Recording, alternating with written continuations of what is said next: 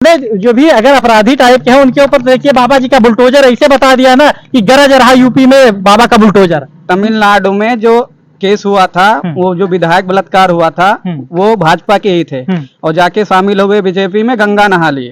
और इससे पहले भी कहीं आप देखिए, जो बलात्कार करे कुछ भी करे बीजेपी में चला जाएगा, गंगा नहाने का काम हो जाता है उसका। अच्छा, कहने का मतलब है भाई साहब का ये, अगर कोई भी कितना बड़ा अपराधी हो तो भाजपा में जाके अगर चला जाएगा तो उसको वहाँ सजा मिल जाएगा। हाँ, पक्का यही है। और राजस्थान में खंगाले गए ना, सबसे ज्यादा जिंदा और क्या कहते हैं वो मवेशी उसमें दफना दिए गए हैं। राजस्थान में, हरियाणा में ही रहता हूँ, सबसे ज्यादा जिंदा उसी में दफना दिए। ब्रांच आई, ब्यूरो आए, जांच आई, सब कुछ उसी में हो गया। क्योंकि जो इस पर सोचना नहीं चाहिए था, इस पर नहीं सोचना चाहिए था। इलेक्शन आए 3 बार आए, कुमारगंज आए, अम्बेडकर नगर आए, यहाँ पर अयोध्या वाली सीट पर इतना क्यों दौड़ा भागी कर रहे हैं? जब बजट ही उनका लो है, पहले से उनके बजट में ही उनके खोट है, तो फिर नोट के इस बात के लिए दे दें। तो क्या बजट की वजह से जनता इनको ऐसा रिस्पांस दे रही है? भाई बजट के पहले सोचो, जब हमारे बजट में उन्होंने कितना कमियां गिरी कर दी तो उनके बारे में क्या सोचे?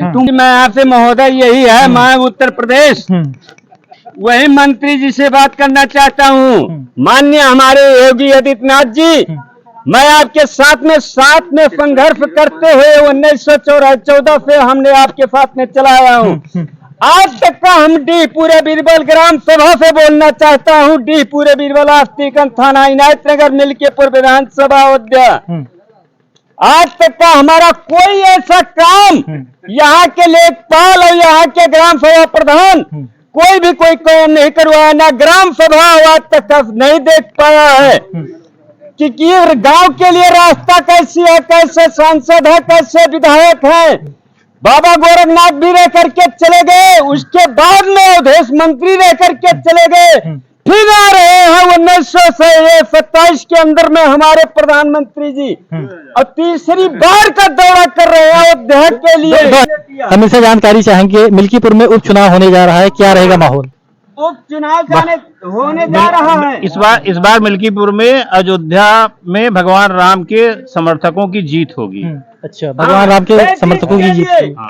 लेकिन लोगों का यहाँ तो कहना है कि काफी दावेदारी के साथ कह रहे हैं कि जो है अब की बार मिल्कीपुर का फिर जो है समाजवादी का ही जलवा रहेगा। ये तो अपना अपना कहने का वो है, लेकिन यहाँ के जितने भी हिंदू हैं वो ये सब सोच लिए हैं कि एक बार जो हो गया, इस बार जिताना है। ऐसी क्या समस्या थी कि जो है अयोध्या से भाजपा को इतना बड़ा जो है विपक्षियों का दुष्प्रचार, आरक्षण खत्म हो जाएगा, संविधान खत्म हो जाएगा। कितना दिन सरकार बने हुए कुछ खत्म हुआ नहीं? तो इससे पहले अभी इधर तो भी आरक्षण के लिए फिर इधर से छेड़ा हुआ, वही दुष्प्रचार उनका तो चल ही रहा है। किसी के आरक्षण खत्म हुआ आज तक?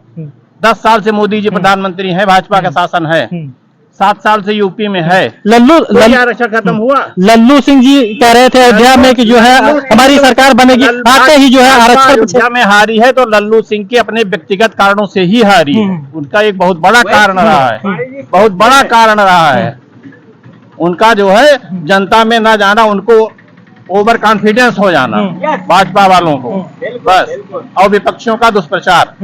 इसी नाते लल्लू, लोगों का कहना है कि लल्लू सिंह तो बहुत अच्छा कार्य करते थे पूरे अयोध्या, जो है सिंह कार्य नहीं करते थे, कोई कार्य ही नहीं करते थे। अच्छा तो छोड़ दीजिए, क्योंकि अयोध्या के नाम पे जब से बाबा आए हैं, बाबा ने काम किया है, इस नाते ये अयोध्या में जीतते रहे हैं, जयकार करते, बस।